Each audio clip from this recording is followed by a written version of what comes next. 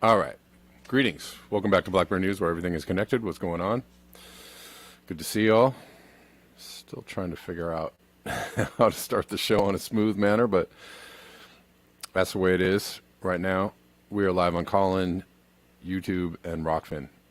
Christopher Spavins on YouTube. Sorry, I'm having a hard time saying your name. The algorithm brought me here. Well, great. Sometimes the algorithm knows what's up. Sometimes not so much. I don't know. Algorithms are what they are. They sometimes work for you. They sometimes work against you. It's like bots. Some bots can actually be helpful if you've got them doing things for you.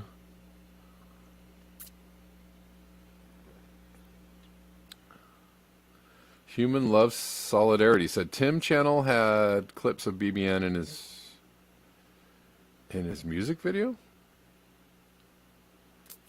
Tim Channel. Which Tim Channel? Oh. Huh. Okay, I'll have to check out. I'll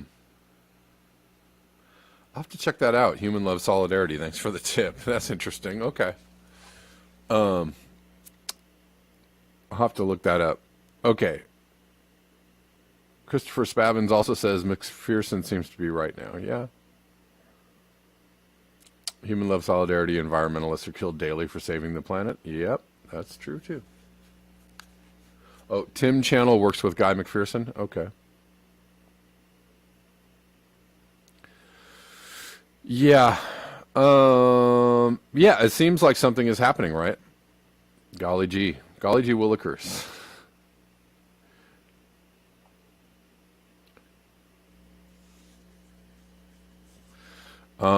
Seems like something is going on. Again, which is confusing to me.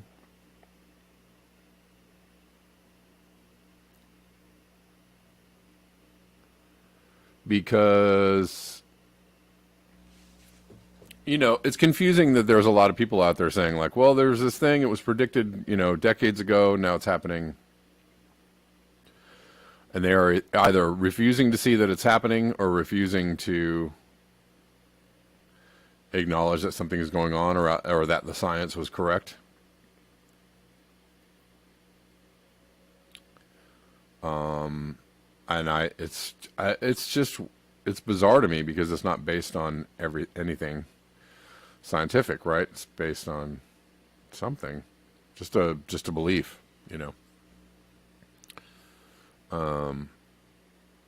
But other than that, of course, there seems to be a concerted effort by the powers that be to control things as things get weirder, to exert more control. That seems to be something that's going on, right? Christian Sorensen says there's a lot of denial going on. Yeah. Used to be Tim Bob. Okay, well, that makes sense then, Tim Bob. I thought his channel went away. And then maybe it's back. Okay. Anyways.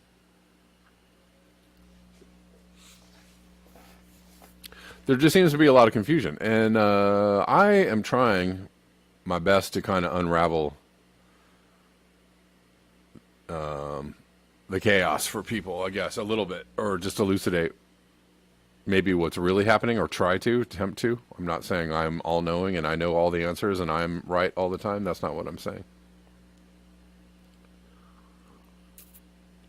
But I think there's quite a few people that understand what's going on.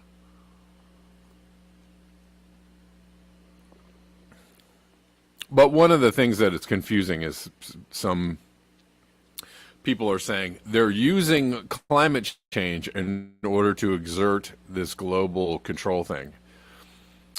Wrong. And no, they're exerting this global control thing because of climate change.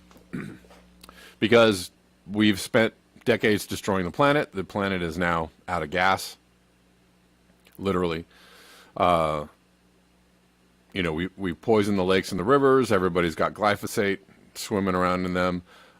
Things are going to get weird because, things are going to go kind of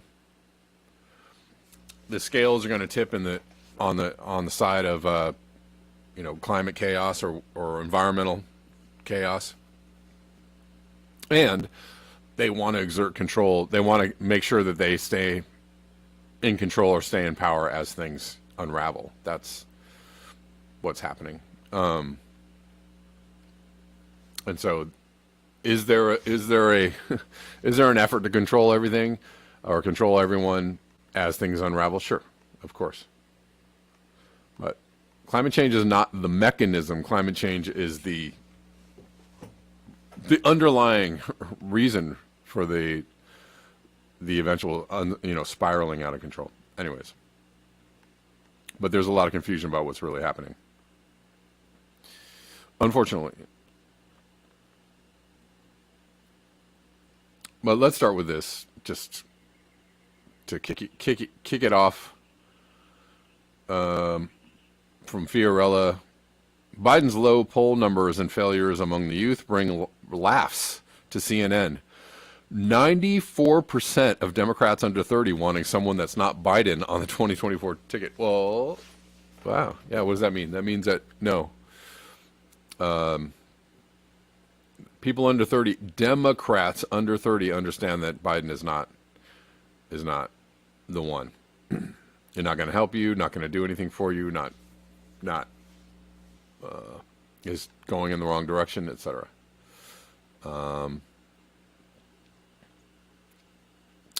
Democrats under 30 wanting someone that's not Biden for the 2024 ticket, and with more than 75% saying the U.S. is headed in the wrong direction. This is on CNN, right? This is a news broadcast on CNN. Allison, let me start with you. I want to dive more into these poll numbers from the New York Times and CNN. College, as Caitlin reported, nearly two-thirds of Democratic primary voters want a different nominee. Two-thirds. If you break it down by age, 94% of Democratic primary voters under the age of 30, 94% say they don't want Biden. That is a stunning number. Yes. He swept his grandchildren, but other than that, 94% don't want him, who are, again, 94%. Democrats under the age of 30. Yeah. I'm not surprised. I think young voters often like to see what's out there. They're new to the democracy. They want to understand different candidates. I personally think, if Joe Biden runs again, great. If other people run in the Democratic Party, great. I think that's the test of our democracy, is that have an open field. If you can win, and then go into the general. If Joe Biden's on the top of the ticket in 2024, I will support him. But I think it's fine if there is a contested primary. So, and Nia Malika, the pollsters also asked about a hypothetical election between Trump and Biden. And Biden edges out Trump by just 3 points, which honestly, that's within the margin of error. And given Donald Trump tried to stage a coup, et cetera, he should be outpolling him way more than that. So notice the other voters, though. 10% in this poll, 10% say they would vote third party, or would they I want to stop it right there. No. I want to stop it right there and just say, I know I'm running into trouble on YouTube, but if Trump staged a coup, if people really believe that, why would the poll numbers reflect, right? If people were really like, oh my God, yeah, it looks like the poll numbers say, what they usually say. But I don't, poll numbers, whatever. Now let's look at voters under 30. That number jumps to 29%. Nearly a third of the young electorate will sit it out or go third party. Yeah. So, and that's saying something different than the woman, I believe her name was Malika, was saying, well, if Biden, let's have an open primary or let's have an open field,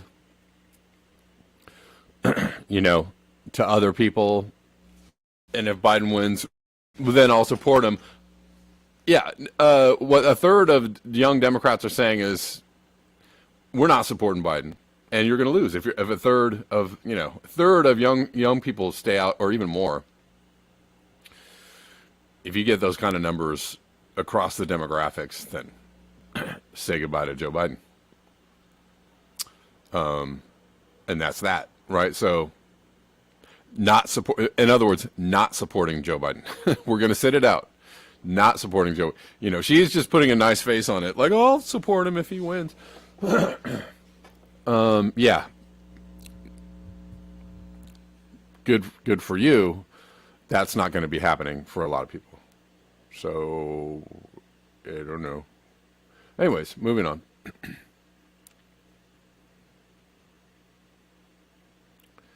Moving on from Peter Nines.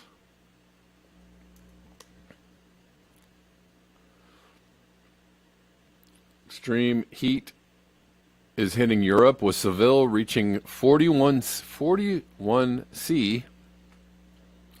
That's super hot. Super hot in Europe, people.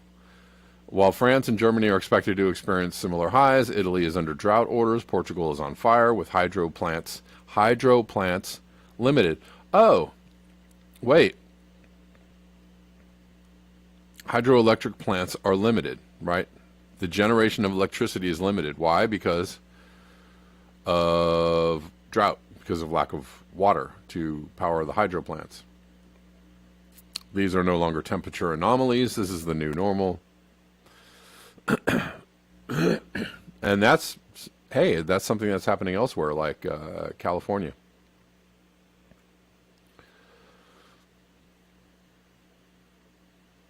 Hydro plants being affected. More on this.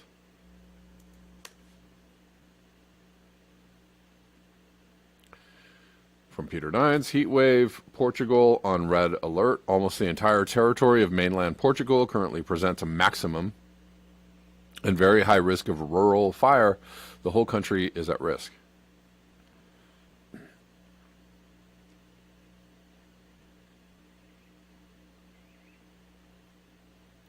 I just, want to point out that I present this evidence to you day after day after day after day after day after day after day, mountains and mountains and mountains of evidence that something is going on.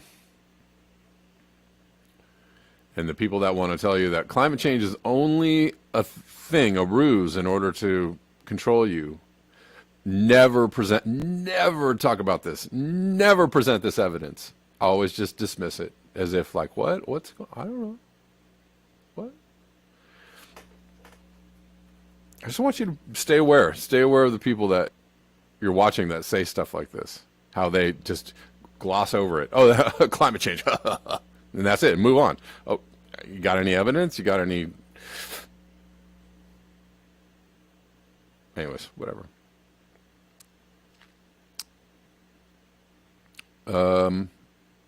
The red warning issued by the Portuguese Institute of the Sea and the Atmosphere, that's a weird institutional name, Institute of the Sea and the Atmosphere, but that's fine.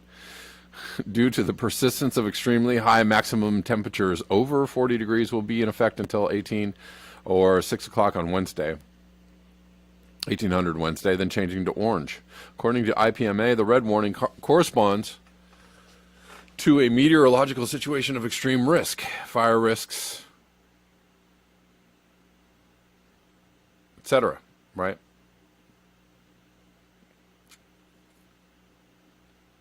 Moving on.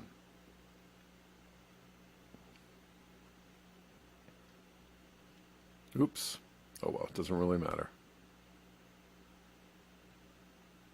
We're just going to stay with the European drought and heat news for a second.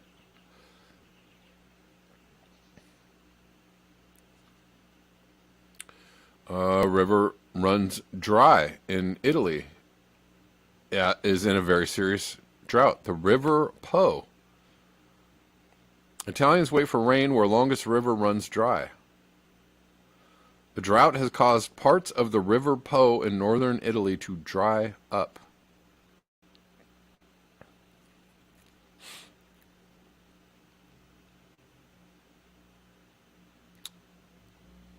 A weaker river, say experts, is leading to more salty seawater penetrating further inland.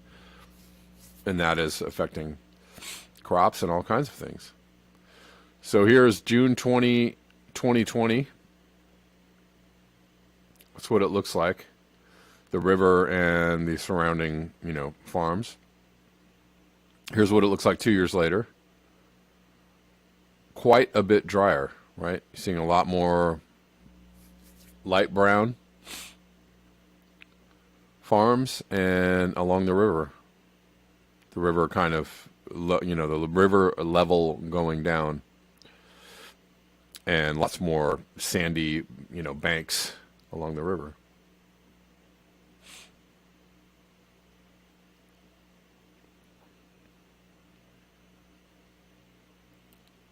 Small boats are beached as a large swath of the river has become a sandbank.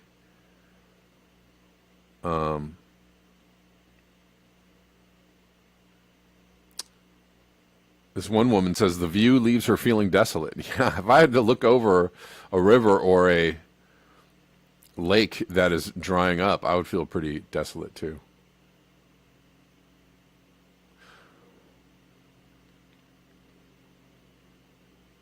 I hope that the weather changes and little by little it can return to normal.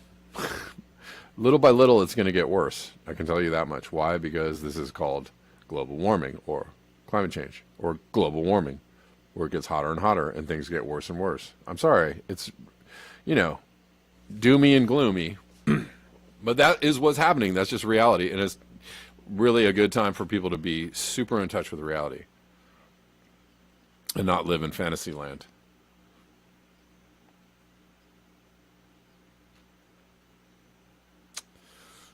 Another man says, I've lived here since I was born. This is the worst year ever. The future is totally uncertain.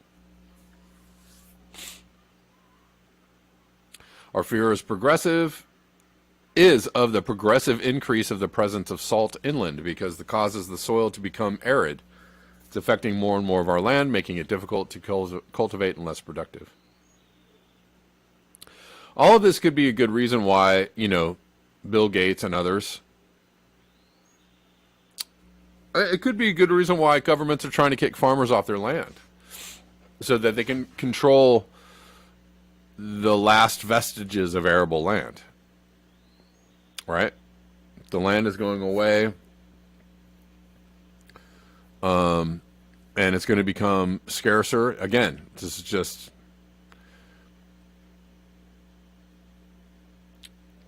If it's going to become scarcer, the land is going to be harder to cultivate. Then it would behoove the powers that be to be in control of most of what's left of the arable land. But that, that is it's a short-term idea, right? Because it doesn't really matter who controls it. The land itself is not going to be arable or cultivatable. It will be, diminishing returns every single year. So that's kind of how it's going to go.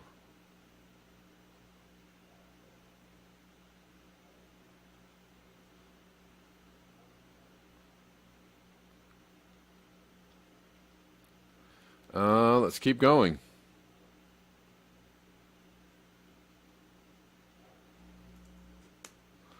Let's keep going.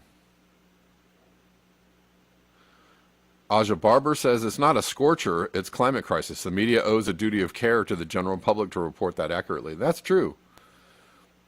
Again, for the crowd that's saying they're doing it for climate change. Not really. Not really. They're not really doing it for climate change. There's the mainstream media is mostly like, how about this hot weather, huh? This is totally weird. Anyways, back to you, Bill. I mean, they don't link the hot weather to climate change. There are a few meteorologists doing that. But for the most part, they're like, ixnay on the climate. That's pretty much what's going on. Again, you have to be unconscious. You have to not pay attention to this in order to create another narrative around it. I'm just calling out my fellow journalist types out there to, bring the data and the evidence if you're going to talk about things. Or bring up ideas. Anyways.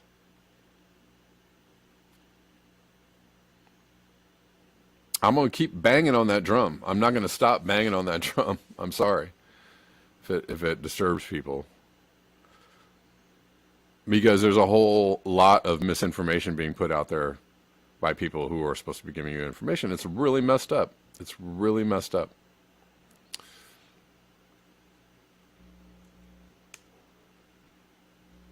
When you gain somebody's trust and then you tell them a lie.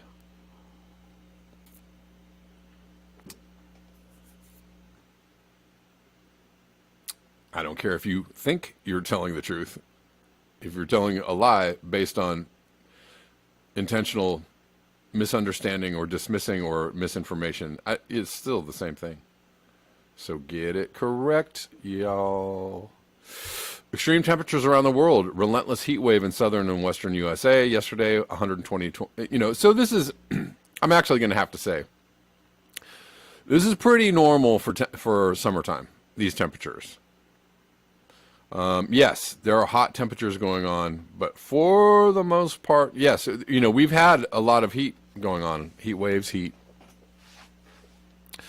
We're slowly creeping up on the heat index, but yes, it's another day of very hot weather in the summertime. But I'm just going to point out,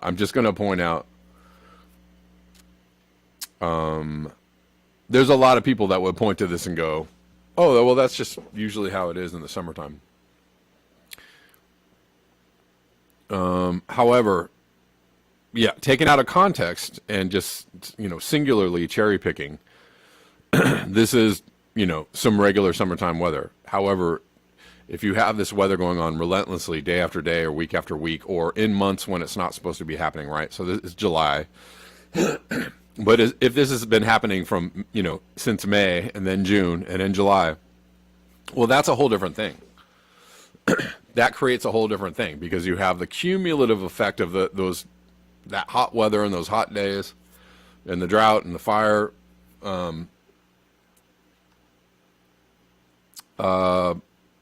fire danger, et cetera, et cetera, et cetera, right? It's a cumulative effect.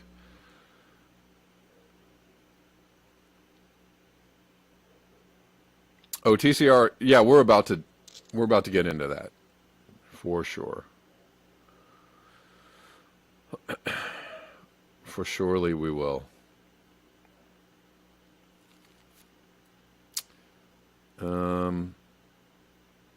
Yeah, so, okay, we're going to get into that just for a minute, and then I'm going to say goodbye to the YouTubers. But fear not, YouTubers, I'll be back tomorrow. But from Peter Dines, and I like, this goes against, again, some of the narrative that's put out there by a particular sector of journalists. Limits to Growth was written 50 years ago. Governments have been warned about civilization's unsustainable trajectory since 1972. Those warnings are still being ignored by the political class. So again, it's time for a new social contract. He's pointing out something that is just super obvious, right? We had this report put out, and something that was pointed out by Planet of the Humans, and some I point out like every single day. So I'm just going to repeat myself again today, and I'll probably do it again tomorrow. Pointing out that something was said, a long time ago, and what did the governments and the corporations and it's pretty much just everyone who was in charge, what did they do? They're like, that's nice. We're going to keep on expanding. China, you want to do some production for us? Great. Just everything, global capitalism, getting busy. Fossil fuel use, expanding. And with it, human population expanding and consumption expanding. Expanding, going bigger and bigger and bigger. So, the narrative from some people is that, Limits to Growth was written by some evil, dastardly people putting in plan this global agenda of depopulation and something, something, something. And I'm like, where is it? Where is it? And you could say in the future, like, I guess in the near future, right, when things go out of hand and, there's going to be less availability for things and supply chains crashing and food supplies crashing and oil crashing, right? It will be very easy to say like this was all a plan, and maybe it's part of the plan to gain control of to really control things as they collapse. But this was predicted years ago, saying like, hey, if we keep doing the things we're doing, we're going to be in some big trouble. And what did we do? We just kept doing the same things we were doing and kept doing more. How about more of those things that you said would probably get us in trouble? And then we get to this place where we're in trouble, and it's like, duh. Now we're in trouble, right? Okay, now the things are happening. The collapse of civilization, society, is starting to happen. And I don't see this being a blueprint for like, it's trying to be made out to be like a blueprint for global control or a reason why it's global control. But anyways, the entire time between then and now has been what? An expansion of everything that's been going on. An expansion of industrial civilization. So like, if somebody predicts like, hey, if you keep doing the thing you're doing, it's, I don't know. I like to go back to the cirrhosis of the liver and the alcoholic, right? Somebody says like, you keep on drinking, you're going to die of cirrhosis. Doctor says. And then 30 years later, you're like, Joe, you know what I did? I kept on drinking more. And now I got cirrhosis of the liver. And I think it was an evil plot by my doctor to take me out. Maybe. Oh, maybe you could blame the alcohol selling people for taking you out. I don't know. But it's like, we kept on doing the things that we were doing, and now it's, now here we are. Here we are. So maybe not a an evil plot 50 years ago, but maybe like, hey, maybe like, hey, a valid scientific explanation of the road forward that everybody ignored. And that's the thing about it. It's like, it's same with climate change. Like, people have been saying like, hey, if we don't stop doing this thing, we could run into some trouble here. And now we're in trouble, and everybody's like, it was a plan all along. I don't know if it was a plan. I think people just said, hey, I think, judging by my scientific measurements, and again, nobody wants to bring science into this conversation. They don't want to actually bring the data. It was all a plan and a plot. I don't know. How do you explain the Arctic poles melting, bro?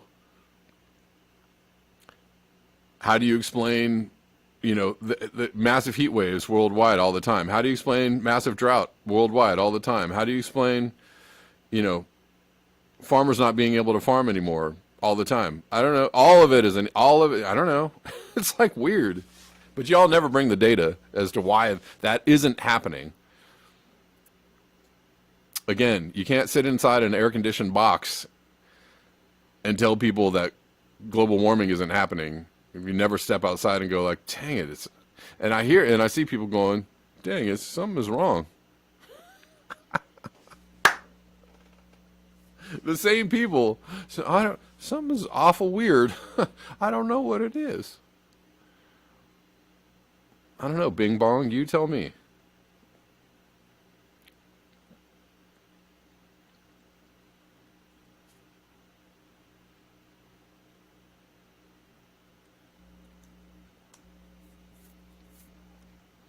Oh, I have a caller. Sorry, I didn't notice that. Well, hold on. Phantomas, give me a second. And I'm just going to quickly look at this, and then we're going to jump off YouTube. MIT predicted in 1972 that society will collapse this century. New research shows we're on schedule. Because we're on schedule. You know, I don't know. Is somebody good at predicting something? Or is it we said it'll happen, so now we're going to make it happen. I don't know. You be the judge, I guess. Anyways, a new study by a director at one of the largest accounting firms in the world has found that a famous decades-old warning from MIT about the risk of industrial civilization collapsing appears to be accurate based on new empirical data. You mean data? You mean evidence? What? As the world looks forward to rebound in economic growth following the devastation wrought by the pandemic, the research raises urgent questions about the risks of attempting to simply return to the pre-pandemic normal. I mean, guess what we're doing, by the way? You know, yes, they're still trying to keep the whole health crisis thing going. That's true. That's absolutely true. Right? They're going to keep continuing to go, I don't know, cases are rising. I don't know, maybe we should bring masks back. I don't know, maybe we should get this vaccine. Yeah, they're continuing to do that. But I don't see, I really don't see anybody going, man, we got to do something about this climate change. Like, I just don't really see a lot of that going on. Except for in very, small cases where they're doing really dumb things, in the name of climate change. A la, trying to get rid of nitrogen, insisting that Dutch farmers give up their farms due to nitrogen levels or something. Yeah, that's a non-answer. And the Dutch farmers are in the right in trying to resist that.